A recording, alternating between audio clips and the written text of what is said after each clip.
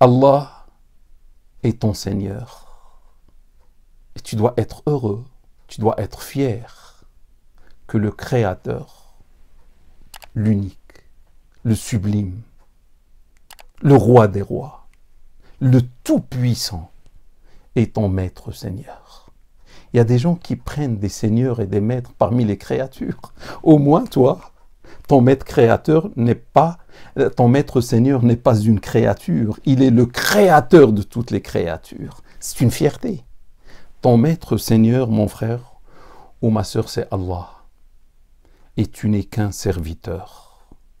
À Allah Ta'ala wa tabarak. Méfie-toi, frère ou sœur. N'essaie jamais de faire le roi, de faire l'orgueilleux devant Allah. C'est lui qui t'a créé. Et c'est une fierté pour toi, mon frère ou ma sœur. Tu es une création, une créature de Dieu, subhanahu wa ta'ala. Il a pensé à toi. Félicitations, il t'a créé. La ilaha illallah, il a pensé à moi, il a pensé à toi. Alhamdulillah. Comment on va faire pour remercier Dieu? Il t'a créé. Et après, tu sais, qu'est-ce qu'il a fait? Lorsqu'il t'a créé, lorsqu'il t'a offert la vie, il t'a invité à vivre chez lui, dans son royaume magnifique, dans ce beau royaume, la terre. La ilaha illallah. Aucun ne crée à part Allah. Lorsqu'on dit là, il n'y a aucun Dieu, oui, il n'y a aucune divinité à part Allah, ça veut dire il n'y a aucun créateur à part Allah. C'est lui qui t'a créé. Regarde ton corps. Regarde-toi à travers une glace. C'est Allah qui t'a créé, subhanallah. Tu aimes la vie. Hein? C'est Allah qui t'a donné la vie. C'est Allah. Mais pire que cela, là je vais parler de 4 attributs de Dieu, parce que Dieu a des attributs et il est l'unique à avoir ces attributs. La ilaha illallah, il n'y a aucun Dieu qui peut avoir des attributs, qui existe d'abord, ou qui a des attributs comme ceux de Dieu, subhanahu wa ta'ala. Je parle de la création, de la subsistance divine, de l'amour. Parce que Dieu est amour. Dieu c'est Al-Wadoud. Et je parle de la générosité. Dieu est très généreux, subhanallah. Mon frère ou ma sœur, lorsqu'il t'a créé, lorsqu'il t'a fait entrer dans son royaume, je vais te dire une chose qui est belle. Il t'a aimé. Il t'a aimé. Oui, mon frère ou ma sœur, il t'a aimé. Crois-moi, il t'aime. Il m'aime. Il aime ses créatures. Toutes ces créatures. Le problème, certains de ces créatures ne veulent pas l'aimer ou ne veulent même pas le reconnaître. Mais lui aime tout le monde. Aime ses créatures. Plus que ça, mon frère ou ma sœur. Et personne, attention, personne ne peut t'aimer comme l'amour de Dieu. La ilaha illallah. La ilaha illallah. Un amour pur. Un amour sans intérêt. Personne. Ni ton père, ni ton mari, ni ta femme, ni tes enfants ne peuvent t'aimer mieux que Dieu. Subhanahu wa ta'ala. Pense à ça. N'oublie pas ça. La ilaha illallah. Il n'y a aucun Dieu. Il n'y a personne qui aime comme l'amour de Dieu. Subhanahu wa ta'ala. Et en plus, il t'a noyé dans ses bienfaits. Tu es noyé. Hein? Oui, depuis ta naissance, même avant la naissance, lorsque tu étais dans le ventre de ta maman, qui t'a acheminé les repas, etc. Quelle puissance mondiale a fait ça? C'est Allah, l'unique. Il a pensé à toi quand personne ne pensait à toi. Quand tu étais dans le ventre, pendant 9 mois. Et après, etc. Jusqu'à maintenant, je ne vais pas dire tout ce qu'il t'a fait.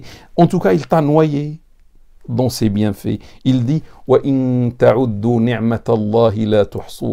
si vous essayez de compter les bienfaits de Dieu, vous ne saurez jamais les recenser. Ça veut dire les bienfaits de les bienfaits de Dieu sur toi, sur moi, frères ou sœurs, sont infinis. Est-ce qu'on peut compter l'infini? C'est impossible. Alors que chaque bienfait, tu dois le remercier. Donc, on n'a pas fait ce qu'il faut, parce que pour remercier Dieu, il faut connaître tout ce qu'il nous a donné, alors qu'on ignore, on ne peut même pas savoir tout ce qu'il nous a donné. On connaît que peu, alors que ce qu'il nous a donné, c'est infini. Tu sais, lorsqu'il t'a donné beaucoup de choses, tu sais simplement parce qu'il est le très généreux. Aucun dans le monde n'est généreux comme Dieu subhanahu wa ta'ala. C'est ça la ilaha illallah. Dans tous les domaines. Il s'appelle Al-Karim. C'est pour ça qu'on dit Abdul Karim. Il s'appelle Al-Karim, le très généreux, l'infiniment généreux. La ilaha illallah. C'est pour ça qu'il t'a donné beaucoup de choses. On doit le remercier. Seulement, on ne le remercie pas assez. Et tout ce qu'il t'a donné, c'est tout simplement pour te dire « je t'aime ». Pour te dire, tu demandes un argument de mon amour pour toi, voilà, je te donne et je te donne et je te donne et je te donne, je t'aime. Il t'a donné des millions, des milliards de cadeaux. Je ne vais pas dire tout ce qu'il t'a donné. Un exemple, il t'a donné le foyer. Pense aux sans-abri, et surtout pendant le froid. Il t'a donné un foyer. Il t'a donné un mari. Ou il te donnera, Inch'Allah, un mari. Il t'a donné une épouse. Ou il te donnera, Inch'Allah, une épouse. Tu vois? Qui peut te donner ça à part lui? Tu as une femme, tu aimes ta femme. Tu as un mari, tu aimes ton mari. Mais qui a créé ce mari? Qui a créé cette femme que toi tu aimes? La ilaha illallah, la ilaha illallah. Il t'a donné des enfants, avec leurs grimaces, avec leur rire, avec leur joie. Comme des fleurs, ils apportent la joie.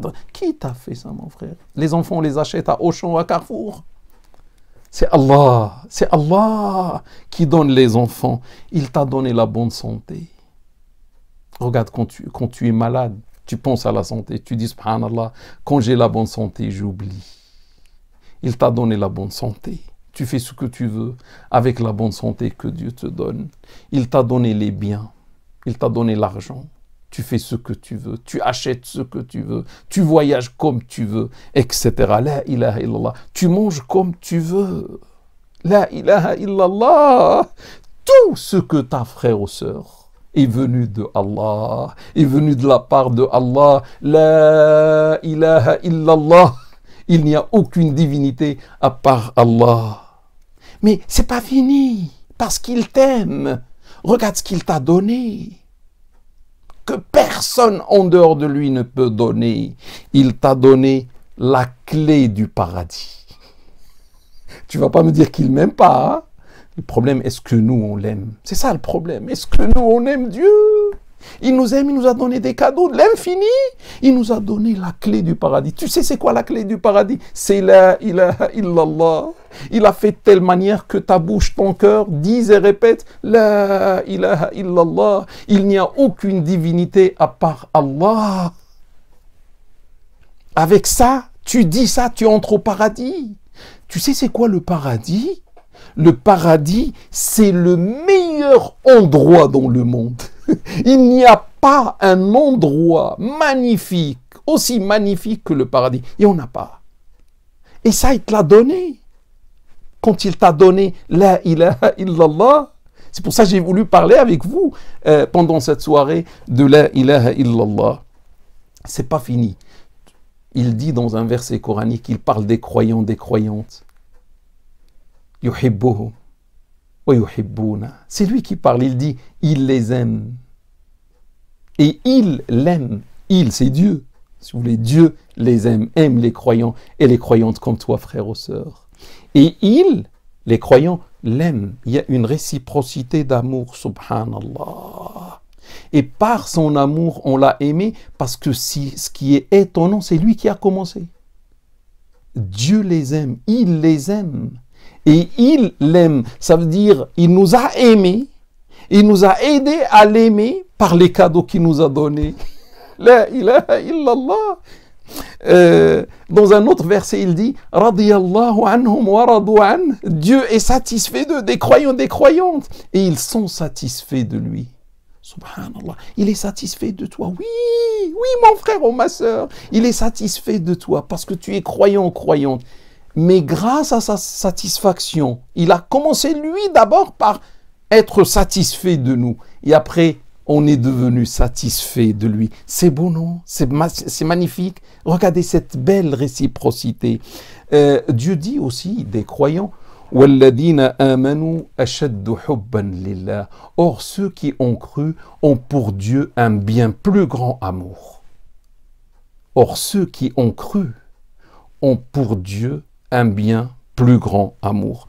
La conséquence de ce que je suis en train de dire mon frère ou ma sœur à propos de l'amour, le croyant ne peut être, et je souligne en rouge ce que je vais dire, le croyant, la croyante, ne peut être un véritable croyant que lorsqu'il aime Dieu plus que toute autre chose dans sa vie, plus que sa femme, plus que son mari, plus que les enfants, plus que les parents, plus que le travail, plus que la mode, plus que tout, plus que les biens, plus que tout, parce que personne ne mérite ton amour plus que lui.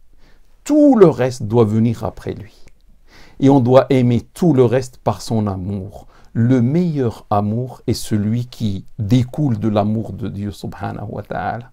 Donc numéro 1, le premier amour, ça doit être à Dieu. Méfie-toi. Si tu ne fais pas ça, tu ne respectes pas la ilaha illallah. Tu ne dois pas être un associateur dans l'amour. L'amour premier par ton cœur, il t'a offert le cœur, non?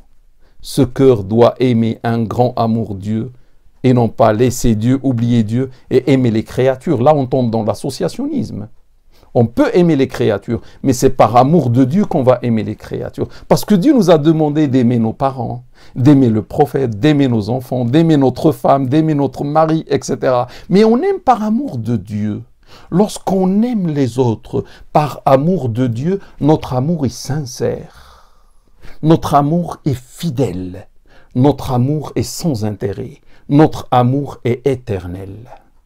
Tu aimes une femme, tu aimes un mari, peu importe l'évolution, comment ce mari va devenir. Peut-être il va tomber malade, la femme aussi, peut-être son aspect va changer, ou je ne sais pas, avec les grossesses, etc. Toujours tu vas aimer ta femme. Toujours, parce que tu l'aimes pour Dieu. Toujours tu vas aimer tes parents, parce que tu les aimes pour Dieu. Le meilleur amour est celui qui vient de Dieu. Moi, pour mes étudiants, je schématise l'amour de Dieu par un arbre. Un arbre, le tronc, c'est l'amour de Dieu.